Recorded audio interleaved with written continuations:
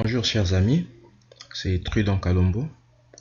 Aujourd'hui je vais vous apprendre comment créer une base de données sous MySQL, comment créer un utilisateur, comment lui octroyer des privilèges sur cette base de données et enfin comment créer une connexion qui permettra à cet utilisateur de se connecter via l'interface Workbench. Voilà la première des choses à faire. Il faut aller lancer MySQL. Voilà. Je suis sur mon serveur. Je tape mon mot de passe.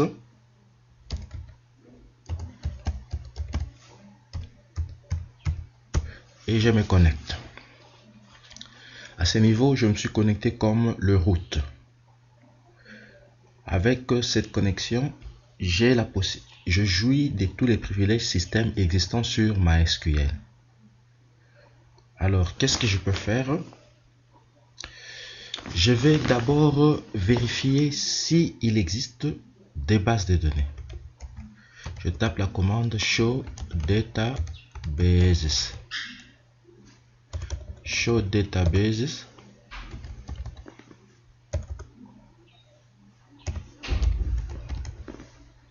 Voilà, et je valide. Les bases de données sont là. Et la prochaine étape consiste à me positionner sur une base de données. Je vais cibler une base de données système qui est MySQL. Use MySQL. Je suis dedans. Je vais vérifier quels sont les utilisateurs qui sont créés dans cette base de données. Alors, étant donné qu'il s'agit d'une base de données système, toutes les ressources de MySQL sont gérées dans la base de données MySQL. Je vais d'abord vérifier toutes les tables qui existent dans cette base.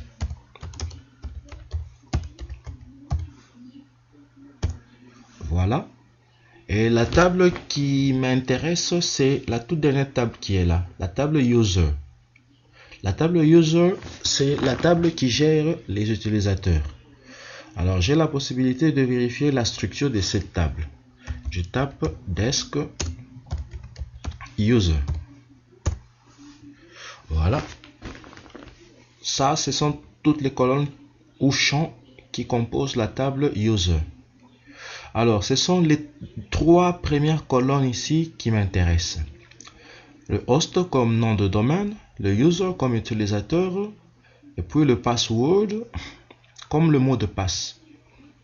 Alors, je vérifie. Je lance une requête SQL. Je tape select user, virgule. Je vais demander son nom de domaine, host, virgule, son mot de passe, password, from quelle table? From la table user. Voilà, ça, il s'agit des requêtes SQL telles que vous les avez faites dans les séances passées. Alors là, c'est une requête qui est lancée vers une table système. Donc une table user qui se trouve dans une base de données système, la base de données MySQL. Je valide, voilà. J'ai l'utilisateur root, j'ai l'utilisateur Kalombo, j'ai l'utilisateur Iwewe, j'ai l'utilisateur Pokuta, j'ai l'utilisateur Kanyinda, j'ai l'utilisateur Elora. Alors, je vais créer un autre utilisateur. Je crée l'utilisateur qui va s'appeler Kako. Create user Kako at. Alors, at va nous permettre de lier un utilisateur à un domaine. Si l'utilisateur doit se connecter uniquement sur la machine locale, je saisis le domaine localhost. Si l'utilisateur peut se connecter sur toutes les machines du réseau, donc je peux placer pourcentage pour éviter de placer une adresse IP fixe, c'est parce que généralement le réseau sur un réseau, les machines utilisent des adresses IP dynamiques. Alors je place carrément pourcentage. J'ai cependant la possibilité de verrouiller un utilisateur sur une adresse IP. Alors la question que l'on se poserait serait de savoir comment verrouiller une personne sur une adresse IP aussi longtemps que nous utilisons des adresses IP dynamiques. Alors en ce moment-là, il faudrait que l'adresse IP qui sera verrouillée puisse figurer sur la liste des adresses IP réservées. Voilà. Alors, et étant donné que je travaille sur la machine locale, donc je maintiens le domaine localhost et puis identified, je lui donne un mot de passe. Le mot de passe que je peux donner, excusez-moi, le mot de passe que je peux lui donner, c'est Étienne, par exemple. Et puis, point virgule. Enter. J'ai fait une erreur. Voilà.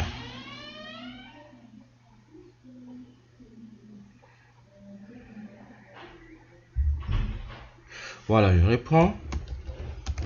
Create user Kaku at local host identified by, voilà, il me manquait un by là au-dessus, by Étienne. Voilà, et je valide. L'utilisateur est créé. Je peux relancer ma première requête select user et grâce aux touches de défilement, je peux revoir la requête. Ok, elle est là. Et puis je fais un enter. Voilà, j'ai maintenant un utilisateur Kaku. L'utilisateur Kaku qui est là ne jouit d'abord d'aucun privilège. Alors il faudrait que j'aille vérifier quelles sont les bases de données qui existent sur mon serveur. Je tape la requête show databases. C'est la requête que nous avons tapée au début là-bas. Voilà. Voici les bases de données que j'ai. Alors ce qui m'intéresse, c'est la base de données Linafoot. J'entre dans la base de données Linafoot. Use Linafoot. Je suis dans la base de données Linafoot. Je peux voir la structure. Show tables. Voilà. Dans la base de données Linafoot, j'ai 3 tables et une view. La table équipe, la table évoluée, la table joueur et la view parcours joueur. Je peux juste essayer de lancer une toute petite requête sur la table parcours, sur la view parcours joueur. Je dis select star from parcours joueur. En fait, il s'agit d'une view qui regroupe tous les passages d'un joueur dans telle ou telle autre équipe. Je fais enter. Voilà, vous allez excuser pour les dates, il y a eu c'est-à-dire un petit bug qui est entré dedans. Voilà. Alors, ici, j'ai déjà une table, une view que je vais utiliser comme une table, et dans cette view, il y a des enregistrements. Alors, je vais juste m'appuyer sur cette view pour octroyer des privilèges à monsieur Kaku. Alors, la commande pour octroyer un privilège, c'est la commande grant. Je tape grant. Je ne lui donne que le droit de lire. Grant select. Est-ce que je peux combiner plusieurs privilèges ou carrément je peux lui donner tous les privilèges, mais moi je vais juste m'arrêter sur le droit de lire cette view. Grant select on. La base de données c'est Linafoot. On Linafoot. point. Et la ressource, c'est parcours joueur. Parcours joueur. To. Et je le donne à qui? Je le donne à Kako. To Kako at localhost. Voilà. Donc, je donne le droit de lire sur la vue parcours joueur de la base de données Linafoot à l'utilisateur qui s'appelle Kako. Enter. À ce moment, le privilège est octroyé, mais il n'est pas encore activé. La deuxième étape qui est obligatoire nécessite à activer le privilège. Alors, il faudra le flasher. Je tape la commande flash privileges. Voilà. En ce moment, le privilège est octroyé. Alors, l'utilisateur Kako est créé. Il jouit d'un privilège. Le privilège est activé. Peut-il se connecter pour interroger? Négatif, il ne peut pas. Alors, qu'est-ce qu'il faudra? Il faudra créer une connexion. Parce que vous allez voir, lorsque nous allons essayer de lancer Workbench, pour se connecter, un utilisateur a besoin d'une combinaison du mot de passe, nom de domaine, nom d'utilisateur et le nom de la connexion. Alors, carrément, je quitte mon serveur et je lance Workbench.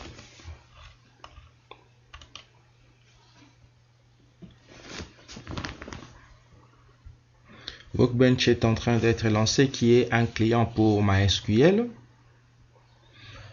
Alors là, je ne veux pas aller dans Open Connection, parce que si je vais dans Open Connection to Start Querying, c'est juste pour me connecter avec une connexion existante pour commencer l'interrogation. Alors, Kako n'a pas de connexion. Il faudra que je commence d'abord par créer une connexion. C'est pourquoi je vais me positionner ici dans New Connection. Voilà. Je commence par lui donner une connexion. La connexion, je vais l'appeler Con Kako. Ça, c'est la connexion Kako. La connexion passera par TCP/IP et le nom de domaine, par défaut ici, c'est le 127.0.0.1. Je le remplace par localhost. Le port 3306, je le garde. L'utilisateur, ce n'est pas le root. C'est une connexion qui sera utilisée par l'utilisateur Kako. Alors, Store Default ici nous permet de gérer le mot de passe. Je vais taper le mot de passe de l'utilisateur. Le mot de passe, c'était Étienne. Voilà. OK. Maintenant, je vais juste tester la connexion. Voilà, pas de problème.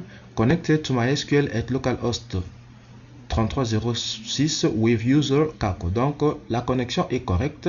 Donc, j'ai la possibilité de me loguer en tant qu'utilisateur Kako.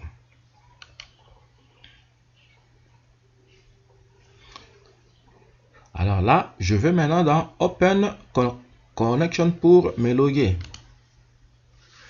Alors, ici, se trouvent toutes les connexions déjà créées et stockées.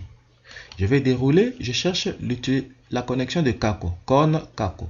Regardez, tant qu'une connexion n'est pas encore sélectionnée, les paramètres par défaut sont les paramètres du root. Alors, moi, je vais juste aller sélectionner la connexion pour Kako. Voilà, et tout change. L'utilisateur, c'est Kako, le domaine, c'est localhost, le port, c'est 3306. Et puis, je vais taper le mot de passe de Kako, qui est Étienne. Et puis, je fais OK. Voilà, et je me connecte. OK. Là, je suis dans le serveur, mais avec la session de Kako. Voilà, là, c'est la connexion Kako qui est utilisée. Et Kako ne peut voir que la base de données Linafoot. Et dans la base de données Linafoot, il ne peut voir qu'une seule view. C'est la view parcours joueur.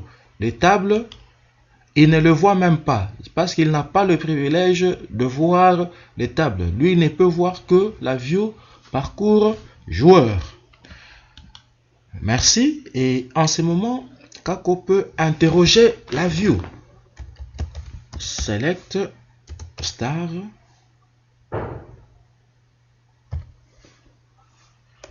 Il tape use Linafoot. Voilà. Il exécute. Et puis, il peut taper select star from parcours joueur. Voilà, en tapant cette requête, il peut l'exécuter là. Voilà, ça ce sont les données de la requête. En fait, c'est l'unique chose que Kako peut faire. Il ne peut faire rien d'autre à part la commande select. Voilà, j'espère que le tuto vous a plu. On se voit prochainement pour un tout autre épisode. Merci à vous. À la prochaine.